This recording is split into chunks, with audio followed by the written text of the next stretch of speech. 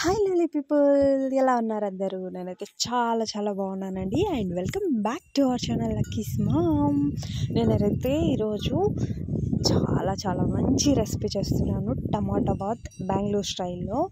And ఇది వచ్చేసి నేను నైట్ వాయిస్ ఓవర్ ఇస్తున్నాను, ఆ గాలి అనేది ఎక్కువగా ఉందన్నమాట. సో ఆ డిస్టర్బెన్స్ అయితే ఉంటుంది, కొద్దిగా అడ్జస్ట్ చేసుకొని చూడండి. అలాగే ప్లీజ్ నా ఛానల్ సబ్స్క్రైబ్ చేసి లైక్ చేసి ఇంత కామెంట్ చేయొచ్చు కదా ప్లీజ్. అండ్ నేనైతే మంచి రెసిపీ అయితే చూపిస్తున్నాను, అండ్ చూసేయండి నేను ఎలా చేశాను అనేది. ఓకే, సో నేను ఇప్పుడు టమాటా బాత్ ఎలా చేయాలో నేను చూపిస్తాను అనమాట. ఇవి చిన్నవైతే నేను 5 తీసుకున్నాను, పెద్దవైతే ఒక 3 తీసుకుంటే చాలు. ఇవి చాలా చిన్న టమాటా, సో నేను అందుకే 5 తీసుకున్నాను. వెల్లుల్లి అండ్ అల్లం కొద్దిగా, తర్వాత బిర్యానీ ఆకు అండ్ పచ్చిమిర్చి. నేను కలర్ కోసం, ఊరికే కలర్ బాగుందని తీసుకున్నాను అంతే. సో పచ్చిమిర్చి ఒక 2 తీసుకోండి, కారం ఎక్కువ తినే వాళ్ళైతే 4 తీసుకోండి. అండ్ కొద్దిగా కొత్తిమీర, చాలా కొద్దిగా. పుదీనా కూడా చాలా కొద్దిగా, ఎందుకంటే ఫ్లేవర్స్ ఇవే ఎక్కువ అయిపోతాయి అన్నమాట, ఇవే ఎక్కువ కనబడతాయి, అందుకే నేను కొద్దిగా తీసుకున్నాను. అండ్ 4 లవంగా తీసుకున్నాను, చెక్క అండ్ బఠానీ 1 స్పూన్, కారం, పసుపు 1 స్పూన్, ధనియా పౌడర్ 1 స్పూన్. అయితే నేను 1/2 కిలో వీటితో 2 వేస్తానమాట. 1/2 కిలో క్వాంటిటీకి నేను చేస్తున్నాను.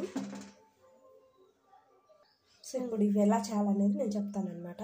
ఫస్ట్ మనం పచ్చిమిర్చి అండ్ వెల్లుల్లి, అల్లం అండ్ చెక్క, లవంగా ఇవి దంచుకోవాలన్నమాట ఫస్ట్.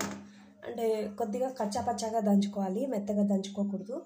మిక్సీ పట్టుకుంటే అంత బాగుంటుందని నా ఫీలింగ్, అయినా అంత కొద్దిగా మనం వేయలేం కదా మిక్సీ. నేను ఆనియన్ మర్చిపోయాను అనమాట ఇంగ్రీడియంట్స్లో. సో ఈ ఆనియన్ చిన్నదైతే 2 తీసుకోవాలి, పెద్దదైతే 1 తీసుకుంటే సరిపోతుంది. సో దీన్ని ఇప్పుడు అంతా ఇది టమాటా ఆనియన్ మనం కట్ చేసి పెట్టుకోవాలి. సో ఇలా కచ్చాపచ్చాగా దంచుకున్నాను అనమాట. ఇందులో మెయిన్ మసాలా అంటే ఇదే, దీనివల్లే బాగా టేస్ట్ తెలిసేది. ఇది దంచుతున్నప్పుడే మనకి మంచి స్మెల్ వస్తుంటుంది అనమాట. సో ఇదే ఫ్లేవర్ మనకి రైస్లో కనబడుతుంది, మెయిన్ మసాలా ఇది. సో మనం ప్రెషర్ కుక్కర్లో చేసుకుంటున్నాం కదా ఈ రైస్ని. సో మనం ముందుగా రైస్ని నానబెట్టాల్సిన పని లేదనమాట. ఒక 2 మినిట్స్ ముందు కడిగి పెట్టుకుంటే సరిపోతుంది బియ్యము. సో ఇందులో మనం నెయ్యితో అయినా చేసుకోవచ్చు, వెన్నతో ఇంకా బాగుంటుంది. వెన్న యూజ్ చేస్తే. ఇది కొద్దిగా ఫ్రై అవుతుంది కదా, ఫ్రై అయిన తర్వాత ఇప్పుడు మనం టమాటా వేసుకోవాలి.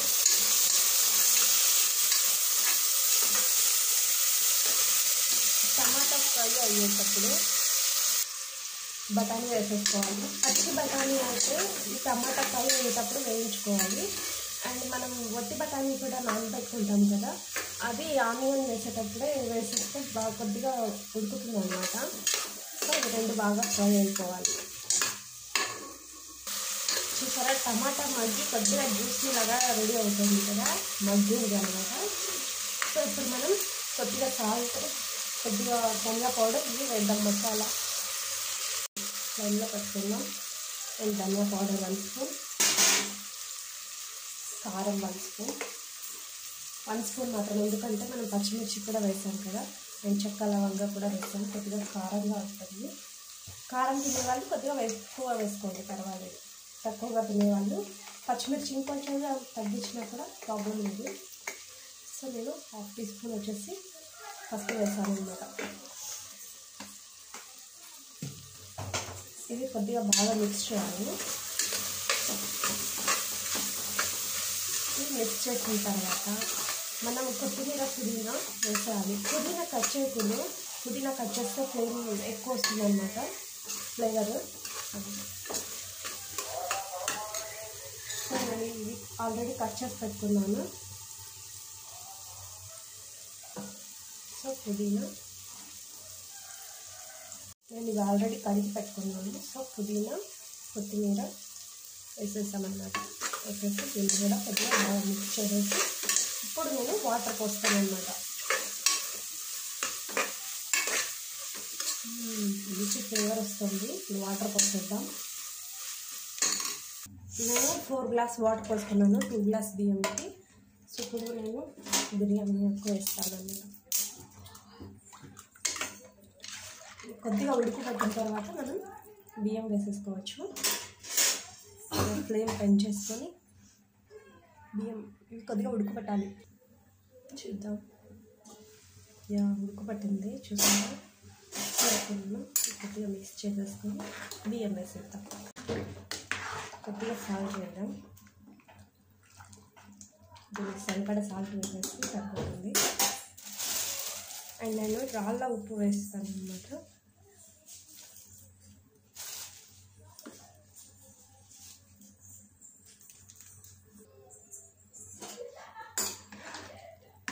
కొంతమంది ఇప్పుడు నిమ్మరసం వేస్తారు.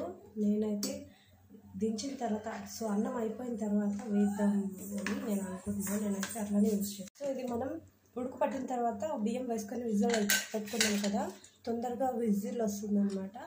సో ఒక 2 విజిల్స్ వచ్చిన తర్వాత నేను ఆఫ్ చేసేస్తాను. ఇంట్లో ఉన్న ఎయిర్ అంతా తీసేస్తాను అనమాట. ఇప్పుడు నేను ఓపెన్ చేస్తాను. వావ్, చూసారా ఎంత కలర్ఫుల్గా ఉంది కదా.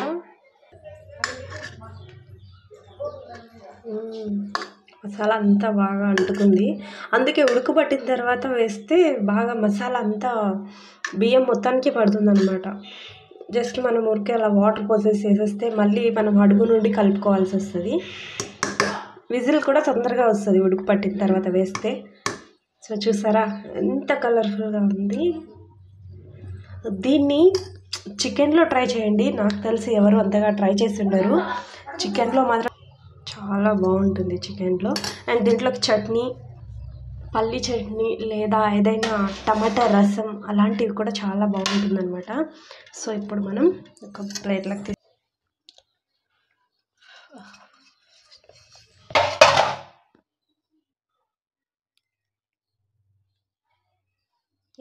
డెకరేషన్